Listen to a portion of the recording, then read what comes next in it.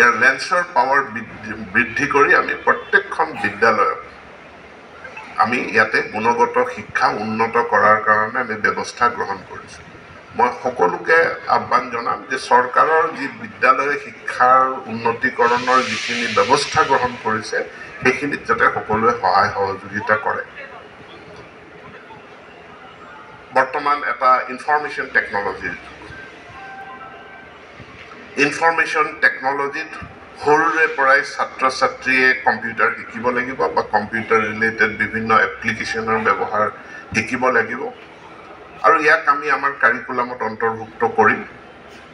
আৰু দ্বিতীয়তে আমাৰ যিটো পৰম্পৰাগত চক পেঞ্চিল আৰু ব্লেকবোৰ্ডৰ জৰিয়তে শ্ৰেণীকোঠাত শিক্ষাদান, আমি সেই চক পেঞ্চিল ব্লেকবোৰ্ডৰ জগতখনৰ পৰা ওলাই আহি অডিঅ' ভিজুৱেল প্ৰেজেণ্টেশ্যনৰ জৰিয়তে মাল্টিমিডিয়াৰ জৰিয়তে শিক্ষাদান কৰাৰ এটা অৱস্থালৈ আমি যাবই লাগিব, তাৰ কোনো বিকল্প নাই। ইয়াৰ কাৰণে বৃহৎ পুঁজিৰ প্ৰয়োজন, কিন্তু বৃহৎ পুঁজিৰ প্ৰয়োজন কাৰণে আমি ৰখি থকা নাই। আমি ইতিমধ্যে আমাৰ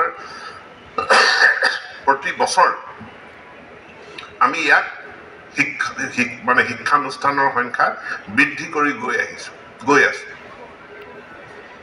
ভাৰতবৰ্ষৰ ভিতৰতে এটা উদাহৰণস্বৰূপে টেলি এডুকেশ্যন নামৰ এটা ব্যৱস্থা আমি আমাৰ বিদ্যালয়ত প্ৰৱৰ্তন কৰি আছো, য'ত আমাৰ ষ্টুডিঅ' আছে গুৱাহাটী, ডিফু, কোকৰাঝাৰ, ধেমাজি। ষ্টুডিঅ'ৰ পৰা এক্সপাৰ্ট টিচাৰে তেওঁলোকে ক্লাছ লয়, যিটো ক্লাছ বিভিন্ন বিদ্যালয়ত থ্ৰ' কৰা হয়, তেওঁলোকে স্ক্ৰীণত চাবলৈ পায়। মই এখন স্কুলত গৈ পেলাই দেখিছোঁ এইটো সুকলমে চলি আছে। এনৰলমেণ্ট মতে মিড ডে মিলৰ চাউল আৰু নাযাব অহা বছৰত। এনৰলমেণ্ট মতে মিড ডে মিলৰ পইচা নাযাব, উপস্থিতি মতে যাব। বিদ্যালয়খনত এনৰলমেণ্ট দেখাইছে 100, ঠিকে আছে, কিন্তু শিক্ষা হেতু এটেণ্ডেঞ্চ দেখাই আছে 80%। অৰ্থাৎ বছৰটোত 80% ছাত্ৰ ছাত্ৰী তেওঁলোক বিদ্যালয়ত উপস্থিত হয়। তেনেহ'লে 100 ছাত্ৰ ছাত্ৰীৰ কাৰণে আমি কিতাপ কিয় পঠাম? বিদ্যালয় নাহা ছাত্ৰ ছাত্ৰীৰ কাৰণে আমি কিতাপ কিয় পঠাম? মই আজিয়ে ঘোষণা কৰিব বিচাৰিছোঁ যে অহা 1 এপ্ৰিলৰ পৰা বিদ্যালয়ত আমাৰ পৰা যি কিতাপ যায়, মিড ডে মিলৰ পইচা যায়, ইউনিফৰ্ম যায়, এই সকলোখিনি উপস্থিতি অনুযায়ী হ'ব। মই ৰিপিট কৰিছোঁ, উপস্থিতি অনুযায়ী হ'ব, এটেণ্ডেঞ্চ অনুযায়ী হ'ব, এনৰলমেণ্ট অনুযায়ী নহয়।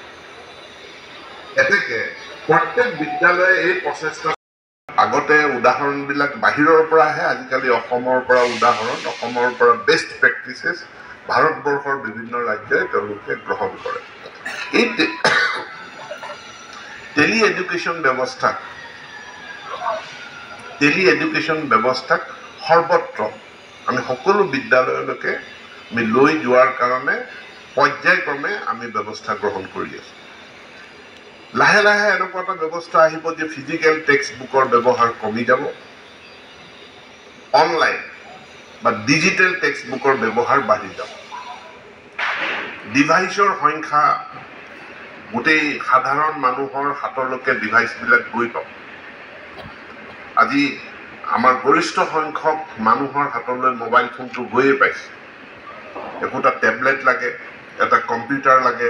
অৰ্থাৎ এই যি ডিজিটেল ডিভাইচবিলাকৰ সংখ্যা, ইয়াৰ পপুলেশ্যনটো লাহে লাহে বাঢ়ি গৈ থাকিব। মানুহৰ ঘৰে ঘৰে টেবলেট হ'ব, মানুহৰ ঘৰে ঘৰে কম্পিউটাৰ। আজিৰ তাৰিখত পৃথিৱীৰ ভিতৰত এখন ভাৰতবৰ্ষৰ ৰাষ্ট্ৰ য'ত সৰ্বাধিক সংখ্যক মানুহে ইণ্টাৰনেট ব্যৱহাৰ কৰে। 90 crore 90 কোটি মানুহে ভাৰতবৰ্ষত ইণ্টাৰনেট ব্যৱহাৰ কৰে। সেই ইণ্টাৰনেট তেওঁলোকে হোৱাটছএপত ব্যৱহাৰ কৰি আছে, ফেচবুকত ব্যৱহাৰ কৰি আছে, সকলোৱে হয়তো মেইলটো জিমেইলটো ব্যৱহাৰ কৰি আছে। অনলাইন ডিজিটেল পেমেণ্ট ই বাঢ়ি বাঢ়ি গৈ আছে। ডিজিটেল ইকনমি অৰ্থাৎ ডিজিটেল ডিভাইচক লৈ যি আমাৰ ইকনমি 2014 চনৰ আগত ভাৰতবৰ্ষত ডিজিটেল ইকনমিৰ শ্বেয়াৰটো আছিলে 4%, আৰু ডিজিটেল ইকনমিৰ শ্বেয়াৰ আজিৰ তাৰিখত 11%, আৰু অহা 5টা বছৰৰ ভিতৰত এইটো আমাৰ ইকনমি